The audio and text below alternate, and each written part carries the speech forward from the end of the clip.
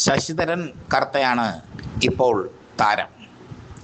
ശശിധരൻ കർത്തയുടെ കരിമണൽ കമ്പനിയാണ് ഇപ്പോൾ വാർത്തകളിൽ ഇടം പിടിക്കുന്നത്. ശശിധരൻ കർത്തയുടെ അനധികൃത പണസമ്പാദനവുമായി ബന്ധപ്പെട്ട് ED നടത്തിയ അന്വേഷണം പിണറായി വിജയൻ്റെ മകൾ വീണയിലേക്ക് എത്തി. വലതുപക്ഷ മാധ്യമങ്ങൾ, പ്രത്യേകിച്ചും ഏഷ്യാനെറ്റ്, മനോരമ, മീഡിയ വൺ എന്നിവ അത് ആഘോഷിച്ചുകൊണ്ടേയിരിക്കുന്നു. സംഘപരിവാർ അനുകൂല യൂട്യൂബ് ചാനലുകളും കോൺഗ്രസ് അനുകൂല യൂട്യൂബ് ചാനലുകളും ഒക്കെ ഇതാഘോഷിച്ചുകൊണ്ട് വ്യൂസിനെ കൂട്ടുന്നു. പല വിധത്തിലുള്ള വാർത്തകൾ വരുന്നുണ്ട് ഇതുമായി ബന്ധപ്പെട്ട്. മനോരമ ഇന്നലെ വീണയെ വീണയോട് ED ചോദിച്ച ചോദ്യവും അതിന് വീണ പറയുന്ന ഉത്തരവും അവരുടെ പത്രത്തിലും ഓൺലൈൻ ചാനലിലും ഒക്കെ റിപ്പോർട്ട് ചെയ്തു. ED ചോദിക്കുന്ന ചോദ്യങ്ങൾ, അതിന് വീണ നൽകുന്ന ഉത്തരം എങ്ങനെ മനോരമയ്ക്ക് കിട്ടി എന്ന ചോദ്യം ബാക്കിയാകും. ഭാവനയ്ക്ക് അനുസരിച്ച് മനോരമ ഇടതുപക്ഷ വിരുദ്ധത പടർത്തുകയാണ് കേരളത്തിൽ. മുഖ്യമന്ത്രിയുടെ വാർത്താ സമ്മേളനം പലപ്പോഴും ശ്രദ്ധയാകർഷിക്കാറുണ്ട്. മാധ്യമപ്രവർത്തകരുടെ ചോദ്യങ്ങൾക്ക് അച്ചട്ടായി മറുപടി പറയാൻ സതീശൻ ശ്രദ്ധിക്കാറുണ്ട്. പക്ഷേ ED റെയ്ഡുമായി ബന്ധപ്പെട്ട് VD സതീശൻ ചില രാഷ്ട്രീയ ന്യായങ്ങൾ നിരത്തി മുങ്ങി. സതീശൻ തന്നെ സമ്മതിച്ചിട്ടുണ്ട് കർത്തയിൽ നിന്ന് 5 ലക്ഷം രൂപ വാങ്ങിയിട്ടുണ്ട്. രമേശ് ചെന്നിത്തലയും കുഞ്ഞാലിക്കുട്ടിയും ഒക്കെ കർത്തയിൽ നിന്ന് പണം വാങ്ങിയതായി സതീശൻ സമ്മതിച്ചു. രാഷ്ട്രീയ പ്രവർത്തനത്തിന് വേണ്ടി വ്യവസായ ശാലകളിൽ നിന്നും മുതലാളിമാരിൽ നിന്നും തങ്ങൾ പണം വാങ്ങാറുണ്ടെന്ന് സതീശന് സമ്മതിക്കേണ്ടി വന്നു. 130 കോടിയുടെ അനധികൃത പണമിടപാടാണ് കർത്തയുടെ സ്ഥാപനവുമായി ബന്ധപ്പെട്ട് ED അന്വേഷിക്കുന്നത്. കർത്തയിൽ നിന്ന് മാധ്യമപ്രവർത്തകർ പണം വാങ്ങിയിട്ടുണ്ട്.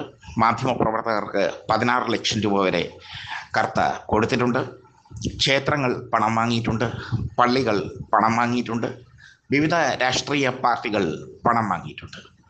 വ്യക്തികളുടെ മൂല്യത്തിന് അനുസരിച്ച് പണം കൊടുക്കും കർത്ത. ആ കാര്യത്തിൽ വളരെ ഉദാര മനസ്ഥിതിയുള്ള ആളാണ് കർത്താജി എന്ന് വിളിക്കുന്ന ശശിധരൻ കർത്ത. സതീശൻ നടത്തിയ വാർത്താ സമ്മേളനത്തിൽ സതീശൻ തന്നെ സമ്മതിക്കുന്നുണ്ട് 5 ലക്ഷം രൂപ വാങ്ങിയിട്ടുണ്ട്. അത് എങ്ങനെയായിരുന്നു? രസീത് നൽകിയാണോ വാങ്ങിയത്? ബാങ്ക് ട്രാൻസ്ഫർ ചെയ്താണോ, ബാങ്കിലേക്ക് ട്രാൻസ്ഫർ ചെയ്യുകയാണോ ചെയ്തത് എന്നൊന്നും സതീശൻ വിശദീകരിച്ചിട്ടില്ല. രമേശ് ചെന്നിത്തലയും കുഞ്ഞാലിക്കുട്ടിയും പണം വാങ്ങിയതായി സമ്മതിക്കുന്നു. ഏത് അക്കൗണ്ടിൽ വാങ്ങി എന്നതിനെ പറ്റിയൊന്നും വിശദീകരിച്ചിട്ടില്ല. സതീശനെ ആഘോഷിക്കുന്ന മാധ്യമങ്ങൾ സതീശൻ പറഞ്ഞ അബദ്ധം ശ്രദ്ധിക്കാതെ പോയി. റിപ്പോർട്ട് ചെയ്യുമ്പോൾ സതീശൻ പറയുന്ന അബദ്ധങ്ങളും കൂടി ശ്രദ്ധിക്കണം. സതീശൻ തന്നെ സ്വയം സമ്മതിക്കുകയാണ് അക്കൗണ്ട് വഴിയല്ല, ശശിധരൻ കർത്തയിൽ നിന്ന് പണം വാങ്ങിയിട്ടുണ്ട്. അപ്പോൾ ശശിധരൻ കർത്തയുടെ അനധികൃതമായ പണം സതീശനും കൈപ്പറ്റിയിട്ടുണ്ട്. അത് സതീശൻ അന്തസ്സായി സമ്മതിക്കുന്നുമുണ്ട്. ഇവിടെയാണ് സതീശൻ പെട്ടുപോകുന്നത്. കർത്തയെ കൂടുതൽ ദ്രോഹിച്ചു കഴിഞ്ഞാൽ, കർത്ത വാർത്താ സമ്മേളനം വിളിച്ച് തന്നിൽ നിന്ന് പണം വാങ്ങിയ രാഷ്ട്രീയ നേതാക്കളുടെ പേര് പറയാൻ തുടങ്ങിക്കഴിഞ്ഞാൽ കോൺഗ്രസ്സുകാർ പലരും, ലീഗുകാർ പലരും തലയിൽ മുണ്ടിട്ട് നടക്കേണ്ട അവസ്ഥയുണ്ടാകും.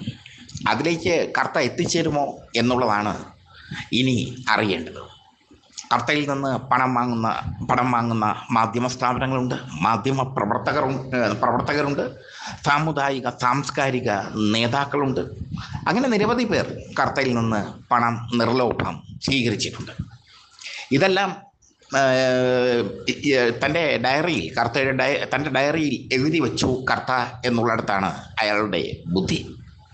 അയാൾ നാളെ ഒരു വാർത്താ സമ്മേളനം വിളിക്കുകയാണെങ്കിൽ, വാർത്താ സമ്മേളനം വിളിച്ച് തന്നിൽ നിന്ന് പണം വാങ്ങിയ സതീശനെ പറ്റിയും രമേശ് ചെന്നിത്തലയെ പറ്റിയും കുഞ്ഞാലിക്കുട്ടിയെ പറ്റിയും BJP നേതാക്കളെ പറ്റിയും ഒക്കെ പറയുകയാണെങ്കിൽ കർത്തയുടെ മൊഴി സതീശന് തിരിച്ചടിയായി മാറും. അനധികൃതമായി പണം സമ്പാദിക്കുന്ന കാര്യത്തിൽ സമ്പാദിച്ചു എന്ന കേസിൽ സതീശൻ്റെ വീട്ടിലും ED റെയ്ഡ് നടത്താം. അതുകൊണ്ടാണ് സതീശൻ ED റെയ്ഡിൻ്റെ കാര്യത്തിൽ കൂടുതൽ പ്രതികരിക്കാതെ ഒളിച്ച് കളിക്കുന്നത്. പക്ഷേ സതീശൻ അബദ്ധം പറഞ്ഞിരിക്കുന്നു മാധ്യമങ്ങൾക്ക് മുമ്പിൽ. താൻ കർത്തയിൽ നിന്ന് പണം വാങ്ങിയിട്ടുണ്ട്, രമേശ് ചെന്നിത്തല വാങ്ങിയിട്ടുണ്ട്, കുഞ്ഞാലിക്കുട്ടി വാങ്ങിയിട്ടുണ്ട് എന്നൊക്കെ പറയുമ്പോൾ സ്വയം തന്നെ എന്താ പറയുക, സ്വയം കുഴിച്ച കുഴിയിൽ വീണിരിക്കുകയാണ് സതീശൻ.